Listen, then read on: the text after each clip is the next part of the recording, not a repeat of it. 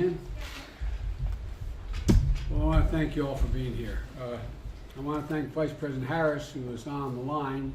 I asked her to go to Paris to meet with Macron, with President Macron, and to work on some things related to Libya and a few other things. And thanks, Madam Vice President, in a little while after this is over, maybe we can talk and see how things are going okay for you, all right? I'd like that. Thank you, Mr. President. Okay.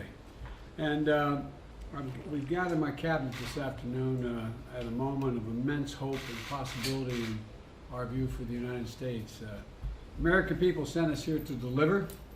The American people sent us here to make their government work, and they sent us here to make a difference in their lives. And I believe we're doing that. I believe that's just what we're doing.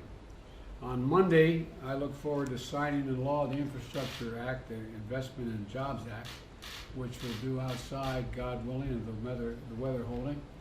And it's it was a lot of hard work to get it done. I know it's probably hard work for all the press here to watch me try to get it done.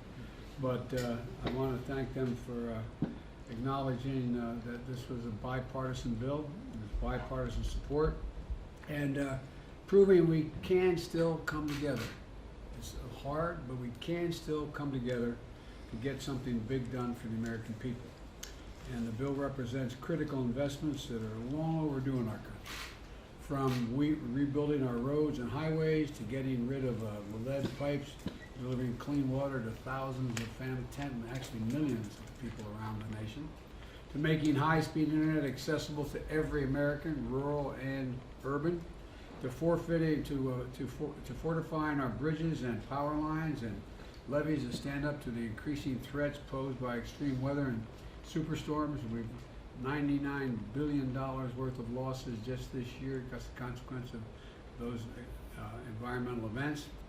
To fortifying our bridges, our power lines, as I said, and our levees, but also to one of our biggest responsibilities to make sure all the money is used efficiently and effectively. And I have a lot of experience in doing that.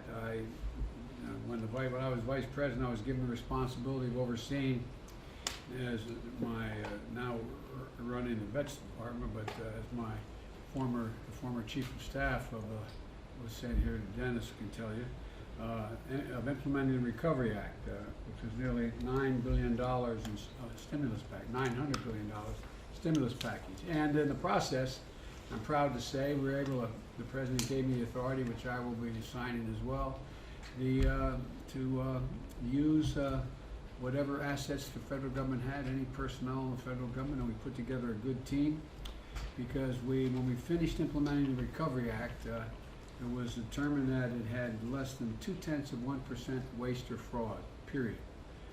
That's how I became known. The president started calling me Sheriff Joe, but from President Obama at the time. Because I made it a point every day to stay on top of how exactly the money was spent, what projects were being built, what projects were not being built, and how it was functioning. And it was one of the most efficient implementations of a major program in modern American history. Well, it is my intention to see to it that the act we just passed, that we're going to sign on Monday, meets the same standard. We owe it to the American people to make sure the money in this infrastructure plan and the Build Back Better plan, which God willing we're going to be able to still finish, will be able to be used for purposes it was intended.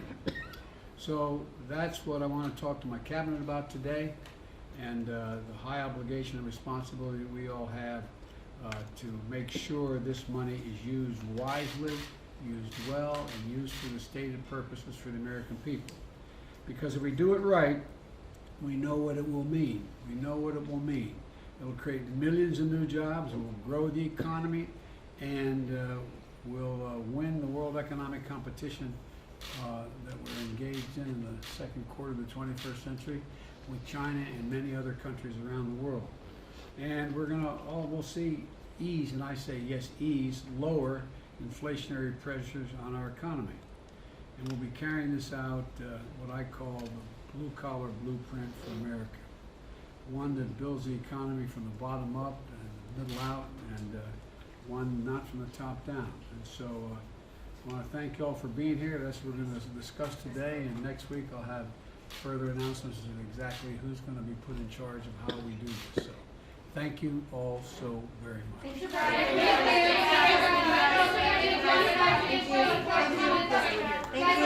Thank you.